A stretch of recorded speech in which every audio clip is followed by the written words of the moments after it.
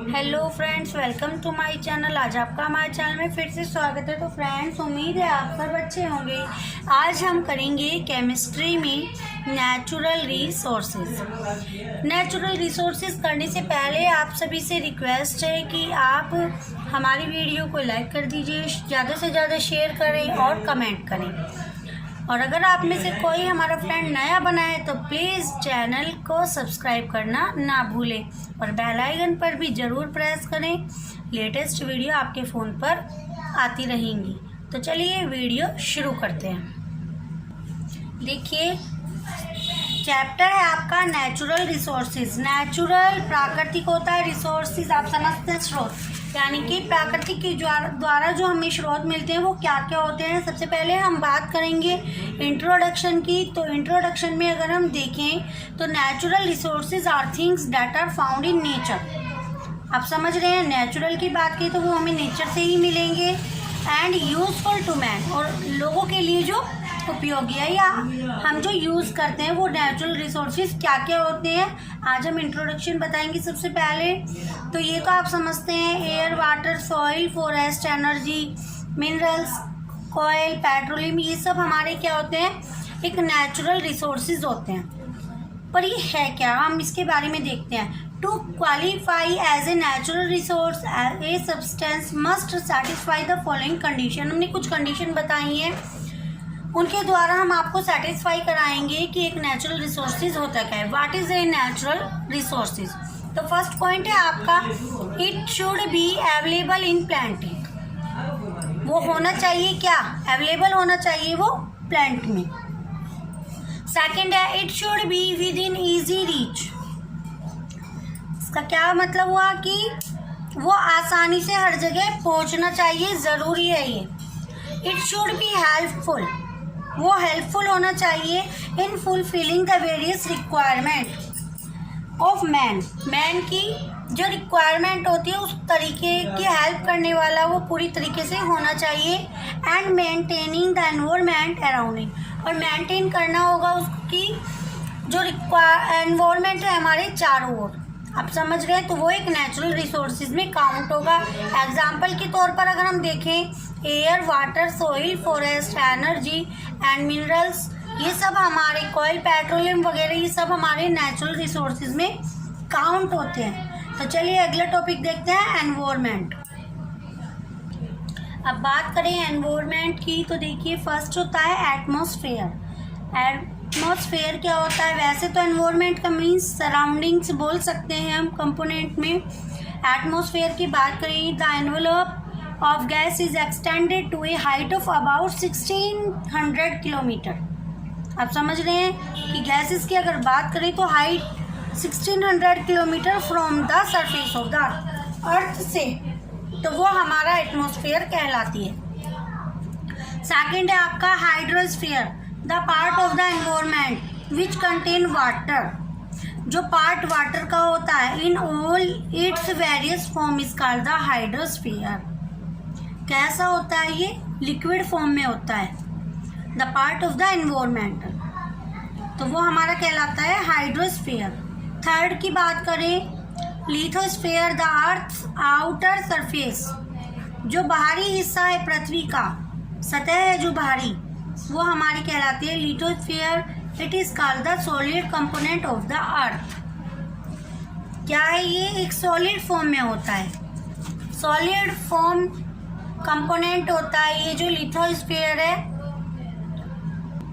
Next है आपका biosphere, the part of the lithosphere, the hydrosphere and the atmosphere in which life exist together from the biosphere. आप समझ रहे हैं, इसमें लिथोस्फीयर भी, हाइड्रोस्फीयर भी और लिथोस्फीयर भी, यानी कि सब होते हैं, तो ये इसमें क्या कहलाता है, biosphere. It has both living and non living worlds. इसमें हम ये भी बोल सकते हैं फ्रेंड्स कि लिविंग है और नॉन लिविंग वर्ल्ड्स है, तो इसको हम क्या कहते हैं, बायोटिक कंपोनेंट भी बोला जाता है इसको। एग्जाम्पल में बात करें तो soil, water and air. Okay, तो चलिए नेक्स्ट टॉपिक पर चलते हैं, एयर। एयर तो आप सबको पता है, व्हाट इज एयर। एयर देखिए, air is a mixture of gases. Air क्या होती है? मिक्सचर होता है गैसेस का। That make up the earth atmosphere, जो बनाता है पृथ्वी को एटमॉस्फेयर के द्वारा। इट मेनली कंसिस्ट क्या होते हैं उसमें? 78% उसमें क्या होता है? नाइट्रोजन एंड 21% होता है ऑक्सीजन। आप समझ रहे हैं एयर के लिए? अगर हम देखें कि एयर हमारे लिए कैसे यूजफुल है, तो देखिए कुछ पॉइंट्स हैं, उनके द्वारा हम आपको समझाएंगे। वीडियो अच्छी लग रही है तो प्लीज़ लास्ट तक देखते रहिए। तो देखिए, air is required for respiration. Air require होती है रेस्पिरेशन के लिए। The correct proportion of nitrogen and oxygen are required for all respirations. ठीक है, तो चलिए सेकंड पॉइंट देखते हैं। Air is required for burning of fuels. Fuel की बर्निंग के लिए भी हम यूज करते हैं एयर। रिक्वायर होती है किसके लिए? फ्यूल्स की जब बर्निंग होती है, इसीलिए। थर्ड पॉइंट है आपका, plants require air to make their food. Plants को रिक्वायर होती है एयर की किस लिए? अपना खाना बनाने के लिए। जैसे कि हम कार्बन डाइऑक्साइड का देखिए, तो कार्बन डाइऑक्साइड में अगर वाटर मिलाते हैं तो देखिए सनलाइट के द्वारा हमें क्या मिलते हैं? Sugar plus oxygen. Okay, next point देखिए तो air moderate the temperature of the अर्थ। जो पृथ्वी का टेम्परेचर है, इसके लिए भी हमें एयर की आवश्यकता होती है। नेक्स्ट पॉइंट की अगर हम बात करें, नेक्स्ट पॉइंट है आपका, air brings rain on the earth. Air क्या लाती है? पृथ्वी पर बारिश लाती है। तो देखिए, hot air is lighter than cold air. जो हॉट एयर है वो लाइटर होती है कोल्ड एयर से। The land gets heated. जो भूमि है वो पाती है गर्मी एंड कूल्स, ठंडक और गर्म जो हिस्सा होता है, more rapidly than water. Next point की अगर हम बात करें, एयर ऑलवेज कंटेन। एयर क्या करती है? हमेशा some amount of water vapour. कुछ हिस्सा जो पानी का है वो वेपर में होता है। तो चलिए नेक्स्ट टॉपिक पर चलते हैं। अब बात करेंगे sea breeze and land breeze. तो इनके बारे में हम बताते हैं, तो वीडियो को लास्ट तक देखते रहिए, टॉपिक को समझते रहिए। Sea breeze and land breeze क्या होती है अब हम बता रहे हैं। During the day when air is heated. दिन के दौरान जब हवा गर्म होती है, बाय द हीटेड लैंड, गर्म भूमि के द्वारा, and by the water in the समुद्र, और पानी के द्वारा जो समुद्र में जाता है, इट्स राइज अप उगने पर। Since land gate heated faster then water. इस प्रकार जो भूमि बहुत जल्दी हीट हो जाती है पानी की अपेक्षा। The air above the land too is heated faster than the air above द सी वाटर। आप समझ रहे हैं कि इस प्रकार जो भूमि के द्वारा पानी गर्म होता है वो तेजी के साथ गर्म होता है। The air above the land too, जो हवा है भूमि की, हीटेड फास्टर देन, बहुत तेजी के साथ गर्म होती है समुद्र वाटर के द्वारा। तो आपने पिक्चर में देखा कि देखिए सूरज के द्वारा वार्म एयर आ रही है, इधर सी ब्रीज है, आपने देखा इधर लैंड है, कोल्ड एयर इधर से हो रही है। तो आप देख रहे हैं। तो सेकेंडली हम बात करेंगे सी ब्रीज की, लैंड ब्रीज की। आपने देखा as the air rises a low pressure area is created and air from the sea move into the area. Thus the movement of take place from the sea side to the land side called sea breeze. As the air rises, जब air आती है low pressure, एक धीमे pressure के साथ, area is created. Area जो create होता है, air from the moves into this area. Air moves होती है इन दिस एरिया। इस प्रकार जो मूवमेंट है एयर का वो प्लेस लेता है समुद्र का side to the land side, समुद्र साइड से लैंड साइड, तो इसे हम कहते हैं सी ब्रीज। इसी तरीके से आपको अब हम बताएंगे land breeze. During the night, night के दौरान both the land and the sea start cooling. जब समुद्र ठंडा होना शुरू हो रहा है, but the cooling of sea take place at a slower rate than that of the land. लेकिन जो कूलिंग है समुद्र की वो लेती है बहुत ही धीमी तरीके से रेट अपेक्षा टू लैंड। दस ए लो प्रेशर एरिया, इस प्रकार को जो लो प्रेशर एरिया है वो क्रिएट करता है समुद्र में the air than move from the land. जो भूमि मूव करती है भूमि से समुद्र की तरफ, this is called land breeze. तो इस तरीके से लैंड ब्रीज है, ये आप देख रहे हैं, इधर से कोल्ड एयर चल रही है लैंड ब्रीज की तरफ, इधर से वार्म एयर, और समुद्र से चल रही है लैंड तक। आप समझ रहे हैं? तो इसी तरीके से आप इस टॉपिक को समझिए और वीडियो को लास्ट तक देखते रहिए। तो चलिए नेक्स्ट टॉपिक पर चलते हैं। अगर हम बात करें एयर पोल्यूशन की, तो एयर पोल्यूशन क्या होता है, देखिए, व्हेन एयर, जब air contain enough harmful impurities, जब एयर के पास ज़्यादा से ज़्यादा हानिकारक इम्प्योरिटीज आ जाती हैं, विच अफेक्ट द वेल, में इफेक्ट कर देती है being of the living and the non living, तो वो बन जाती नॉन लिविंग और living. It is said to be polluted, वो पॉल्यूशन एयर के द्वारा पॉल्यूटेड हो जाती है, तो उसे हम एक तरह से एयर पोल्यूशन का नाम दे सकते हैं कि एयर हमारी पॉल्यूटेड हो गई है और वो हमारे एयर पोल्यूशन में काउंट होगी। अब बात करें ओजोन होल की। ओजोन क्या होती है? ओजोन एक गैस होती है। Ozone is a gas which exist at a triatomic molecule, जो मॉलिक्यूल से बनी होती है O3, यानी O3 हमारी ओजोन गैस होती है at about 10-15 kilometre above the surface of the earth. Earth के जो सतह होती है उससे 10-15 किलोमीटर ऊपर होती है, तो वो जो हमारा रीजन होता है वो हमारा ओजोन में पहुंच जाता है या कहलाता है। चलिए अब इक्वेशन के द्वारा हम समझते हैं कि ये कैसे काम करती है। A class of compound of carbon, अगर हम कार्बन की क्लास लेते हैं या कार्बन लेते हैं, फ्लोरीन लेते हैं, क्लोरीन लेते हैं, तो हमारा क्या कहलाता है वो? क्लोरोफ्लोरोकार्बन्स, यानी कि CFCs और freons, and freely use in air conditioners, refrigerator, ये सब यूज होता है किसमें? रेफ्रिजरेटर में, और एयर कंडीशनर जो बनते हैं उनमें यूज होता है। तो चलिए इक्वेशन देखते हैं ओजोन की कैसे क्रिया करती है और उससे हमें ऑक्सीजन कैसे मिलती है। CFCl3, अगर हम इसे लाइट देते हैं तो CFCl2 प्लस Cl बन जाता है। अगर हम ओजोन की बात करें, ओजोन को अगर हम क्लोरीन में मिलाएंगे तो हमारा देखिए Cl plus O3 arrow ClO plus O2। O2 आप जानते ही है ऑक्सीजन होता है, और ClO का नाम हमने लिखा हुआ है क्लोरीन मोनोऑक्साइड। तो और क्लोरीन मोनोऑक्साइड में ऑक्सीजन का 1 हम पार्ट यानी नवजात ऑक्सीजन मिलाएंगे तो Cl प्लस O2 बन जाएगा, हमारे क्लोरीन और ऑक्सीजन मिल जाता है। तो आपने देखा ओजोन किस तरीके से वर्क करती है। तो अगले टॉपिक पर चलते हैं। अगला topic very easy topic, water. आप जानते हैं वाटर क्या होता है, सबके लिए ज़रूरी है और इसके बिना कोई रह नहीं सकता। Water is most important nature sources for us. तो देखते हैं अगला, water constitutes about 73% of the earth surface।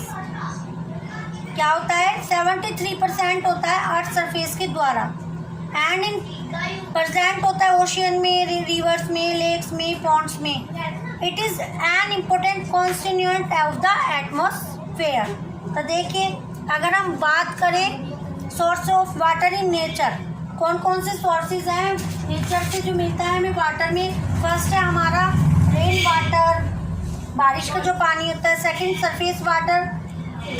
Rain water is the purest form of nature water, जो नेचुरल वाटर की होती है वो एक प्योरेस्ट फॉर्म होती है जो बारिश का पानी होता है। नेक्स्ट है आपका सरफेस वाटर, जो हमें मिलता है सीज के द्वारा, ओशियन के द्वारा, लेक्स के द्वारा, पॉइंट्स के द्वारा। वेरी इजी है, तो मैंने सोचा आपको इस तरीके से थोड़ा थोड़ा बता दूं, लिखने की ज़रूरत नहीं है, आप इजीली समझ लेंगे। वीडियो को देखते रहिए और समझते रहिए। अंडरग्राउंड वाटर, जो अंडरग्राउंड वाटर होता है, water found under the ground is actually surface water. आप समझ रहे हैं? That has percolated deep into the earth, कितना डीप होता है पृथ्वी के, has collected in underground pools and streams. For example well. तो आपने देखा water, sources of water in nature. अब बात करेंगे साइक्लिंग ऑफ मटेरियल्स, यानी कि इसमें कौन कौन से टॉपिक आते हैं? Biogeochemical cycles, carbon cycle and nitrogen cycle. तो बायो की बात करें तो वो होता है living organism. Bio refers to living organism and geo to the geo से मीन्स आप क्या समझ सकते हैं, to the air water and soil of the earth, यानी कि हवा पानी और मिट्टी जो भूमि की है, पृथ्वी की है। केमिकल एलिमेंट की अगर हम बात करें तो chemical element tend to circulate in characteristic path from the environment to the organism and back to the environment. अब बात आती है कार्बन साइकिल क्या है। कि carbon is the basic constituents of all living beings. Its organic compound play a major role in our life. एक major role करता है हमारी लाइफ में as carbohydrates, fats, proteins and nucleic acid, जैसे कि food, fibre, cotton, jute, medicine, fertilisers, fuel, all contain compound of carbon. ये सारे compound किसके हैं, कार्बन के। तो एक साइकिल होती है कार्बन की। There are 3 main resources of carbon. कौन कौन से होते हैं, atmosphere, ocean and carbonate rock या ऑयल एंड पेट्रोलियम। तो चलिए अब दिखाते हैं आपको कार्बन साइकिल के बारे में बताने के बाद नाइट्रोजन साइकिल क्या होती है।